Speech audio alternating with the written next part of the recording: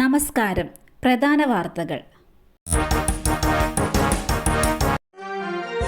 ചെന്നിത്തല ഇന്ന് മലപ്പുറത്ത് ജാമിയ നൂരിയ സമ്മേളനത്തിൽ. NSS, SNDP സംഘടനകളുടെ പിന്തുണ ഉറപ്പാക്കിയതിന് പിന്നാലെ മുൻ പ്രതിപക്ഷ നേതാവ് രമേശ് ചെന്നിത്തല ഇന്ന് മലപ്പുറം പട്ടിക്കാട് ജാമിയ നൂരിയയുടെ 60ാം വാർഷിക സമ്മേളനം ഉദ്ഘാടനം ചെയ്യും. MK മുനീറിന്റെ അധ്യക്ഷതയിൽ ചേരുന്ന ഗരീബ് നവാസ് എന്ന സെഷനാണ് ചെന്നിത്തല ഉദ്ഘാടനം ചെയ്യുന്നത്.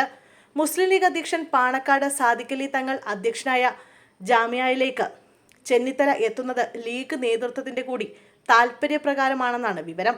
കഴിഞ്ഞ വർഷത്തെ ജാമിയ നൂരിയ വാർഷിക സമ്മേളനത്തിൽ പ്രതിപക്ഷ നേതാവ് VD സതീശൻ പങ്കെടുത്തിരുന്നു. എന്നാൽ ഇത്തവണ സതീശനെ സമ്മേളനത്തിലേക്ക് ക്ഷണിച്ചിട്ടില്ല. അമ്മയുടെ കുടുംബസംഗമം ഇന്ന്. മോഹൻലാലും മമ്മൂട്ടിയും സുരേഷ് ഗോപിയും ചേർന്ന് തിരിതെളിയിക്കും. താരസംഘടനയായ അമ്മയുടെ കുടുംബസംഗമം ഇന്ന് കൊച്ചിയിൽ നടക്കും. മലയാളത്തിലെ താരരാജാക്കന്മാരായ മമ്മൂട്ടി, മോഹൻലാൽ, സുരേഷ് ഗോപി എന്നിവർ ചേർന്ന് തിരിതെളിയിക്കും. സംഘടനയുടെ 30ാം വർഷ ചരിത്രത്തിൽ അംഗങ്ങളും കുടുംബങ്ങളും ആദ്യമായാണ് ഒത്തുചേരുന്നത്. കുടുംബസംഗമത്തിൽ 240ഓളം കലാകാരന്മാർ വിവിധ കലാപരിപാടികൾ അവതരിപ്പിക്കും. പരിപാടിയിൽ നിന്ന് സമാഹരിക്കുന്ന തുക അംഗങ്ങൾക്ക് ആജീവനാന്ത ജീവൻ രക്ഷാ മരുന്നുകൾ വാങ്ങാൻ സൗജന്യമായി നൽകും. ഹേമ കമ്മിറ്റി റിപ്പോർട്ട് പുറത്തു വന്നതിന് ശേഷം സംഘടനയുടെ മുഴുവൻ ഭാരവാഹികളും രാജിവെച്ചതിനാൽ അഡ്ഹോക് കമ്മിറ്റിയാണ് ഇപ്പോൾ നേതൃത്വം നൽകുന്നത്. രാവിലെ 9 മുതൽ രാത്രി 10 വരെയാണ് കുടുംബസംഗമം.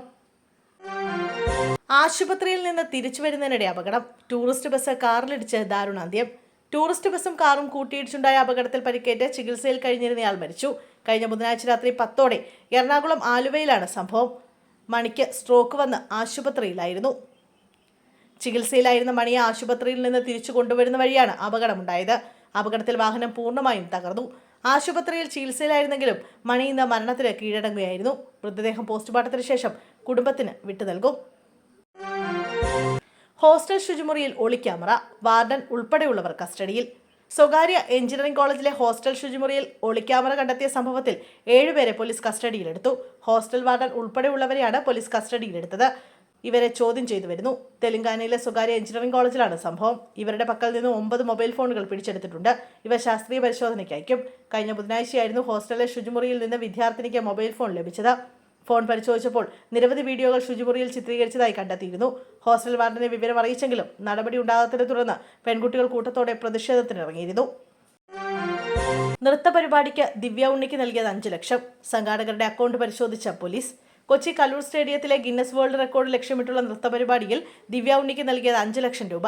സംഘാടകരുടെ അക്കൗണ്ട് പരിശോധനയിലൂടെയാണ് ഈ വിവരം പോലീസിന് ലഭിച്ചത്. കൂടുതൽ പണം നൽകിയിട്ടുണ്ടോ എന്ന് പോലീസ് പരിശോധിച്ചു വരികയാണ്. ഇതിനിടെ അപകടവുമായി ബന്ധപ്പെട്ട പോലീസ് GCDEക്ക് ചോദ്യാവലി നൽകി. സ്റ്റേഡിയത്തിൽ അപകടമുണ്ടായതുമായി ബന്ധപ്പെട്ട ചോദ്യങ്ങളാണ് പോലീസ് നൽകിയത്.